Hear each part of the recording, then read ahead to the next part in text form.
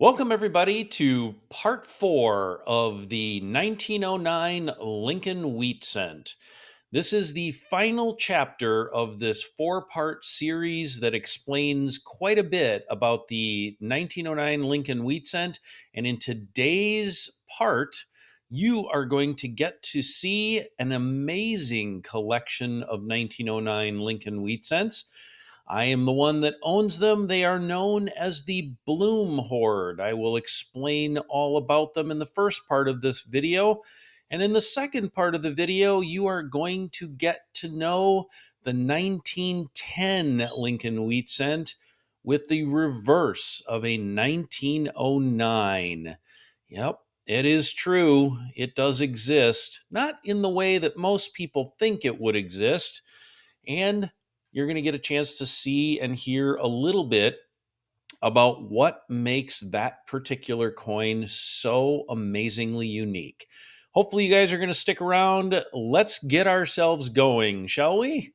So, as I've mentioned in the other three videos that I did at the very beginning of each one of those, I mentioned that you should probably go back and watch the previous videos in order to bring yourself up to speed with what it is that we're talking about, because this particular video, while it's got some really cool information and some beautiful coins in it, won't make a whole bunch of sense to you until you at least see videos number 1, 2, and 3. I know it's investing a little bit of time, but trust me, you will learn quite a bit about the 1909 Lincoln Cent.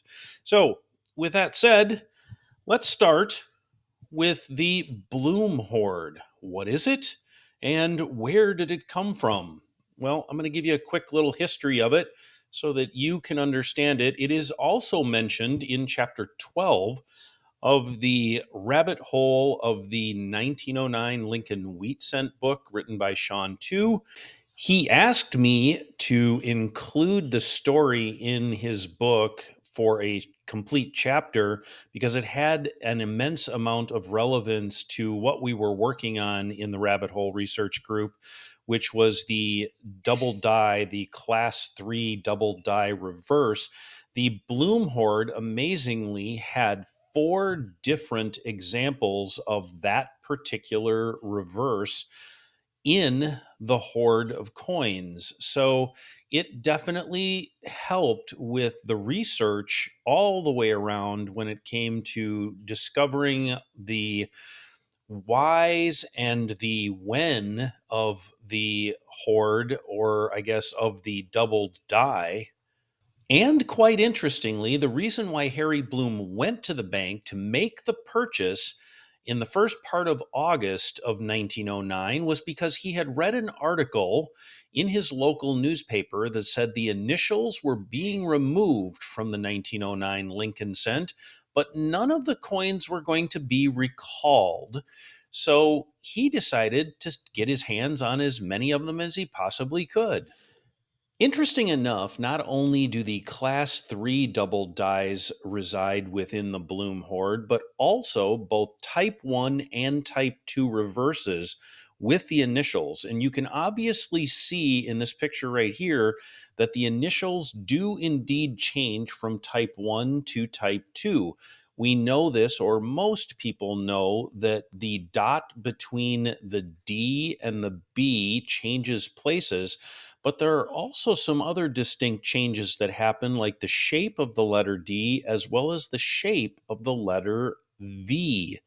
So if you look really close, you're going to see that there are quite a few things that changed. What is it that changed the most about this particular VDB? Simple. Two different people made them. Charles Barber is responsible for making the second version, the Type 2 version, and Victor David Brenner is responsible for making the original version that you see. How do we know 100% that Brenner actually made the Type 1 and Barber corrected it and made the Type 2? Well, simple. We look at the initials, because believe it or not, there's a way to tell. If you look at the type 1 initial that Brenner did, you will see that his B has the very characteristic slant to the center of the letter B. If you look at his signature, you will notice this is carried over to his signature as well. So he actually did design the VDB initials on the reverse of the Type 1. Now, let's take a look at the Type 2. As you can see, the B on the Type 2 initial set looks completely different. And here is a B from a 1901 Barber dime that Barber's initial is on. As you can see, it has a more straight, crossed center line on the initial, proving that definitely Barber was the one that made the Type 2 reverse. Here's where we get to the good stuff about the 1910 with the reverse of the 1909. You're probably asking yourself, what does all of that actually have to do with the 1910 with a supposed reverse of a 1909? Well, if I didn't show you all of that stuff, you probably aren't going to see the full picture after watching all of the other 3 videos that I made about this particular subject. And when I show you a 1910 with the reverse of a 1909, the first thing that comes to mind is that you're going to see a set of initials on the bottom of the reverse. And that is not correct, because in all of the decades that people have actually been looking for a 1910 with a reverse of a 1909, they have always been looking for the VDB initials.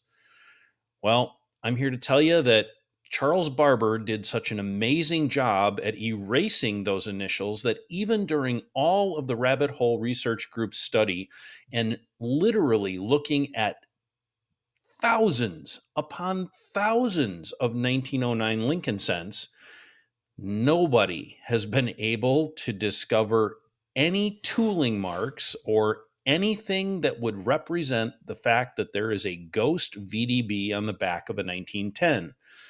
So that is where our 1910 with the reverse of a 1909 comes in. Remember, I explained in chapter 3 or part 3 of this video about the 1909 double die reverse, the class 3 double die reverse with one image over top of the other image. Type 2 over top of a Type 1 on the back of a 1909 Lincoln cent. Well, in March of 2023, a gentleman by the name of Shawn Tew, who is the same person that wrote the book, The Rabbit Hole of the 1909 Lincoln Wheat Cent, he discovered on eBay a listing that the reverse of the 1910 matched the reverse of the 1909's double die that we had been working on. And we had been working on that particular project for about 3 months, and it was just by pure accident that he actually discovered a 1910 with this reverse. The pictures on the eBay listing were good enough to be able to determine beyond a questionable doubt that it indeed had a class 3 double die on the back.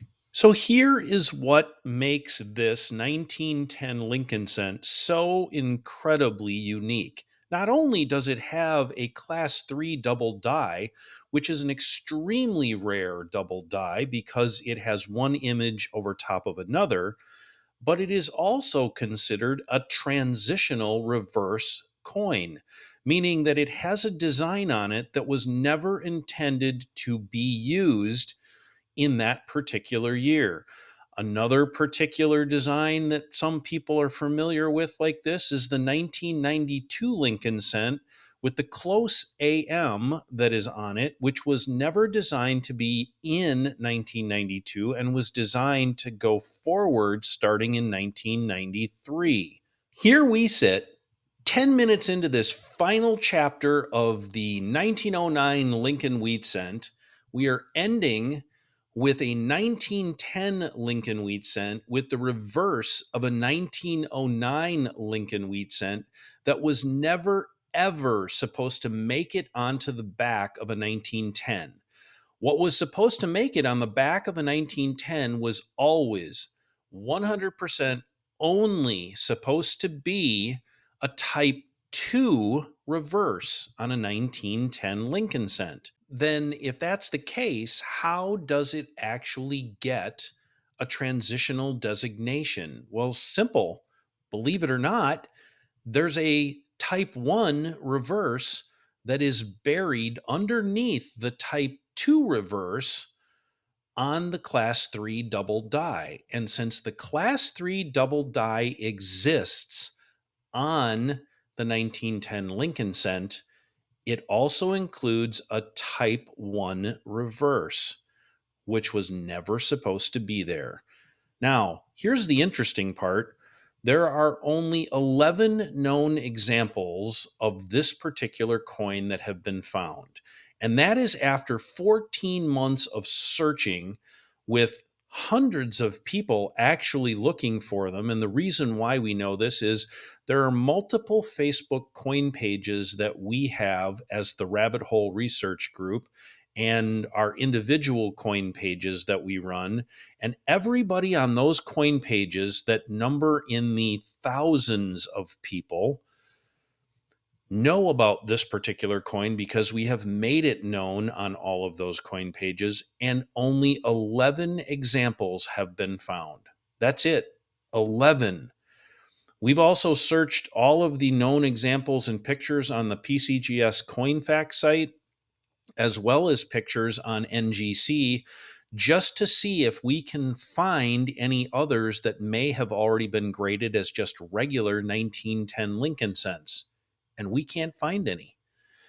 So this is turning out to be a very, very elusive and difficult transitional coin to be able to find. Hopefully, that means that with this video and more information out there that is in the book that Shawn wrote, along with just people talking about it from coin show to coin show, and the recognition that we've gotten on the particular subject itself, this coin will become much better known and hopefully will become an actual variety that people really want to search for and collect. With that, I am going to actually end the last part of this video. It, along with the three before it, have taken me some incredible amount of time to put together, edit, and just dig up all of the information that's in all of these videos. So hopefully you guys will do me a favor after watching this. If you haven't watched the other three before it, please go back and do so. I also would very much appreciate it if you would like this video, subscribe to my channel, and then turn the notification bells on so that you will get future video notifications when I release more information, maybe about this subject, but definitely about just coins and learning about coins in general. Again, thank you. You guys have a very good evening. I do greatly appreciate your attention.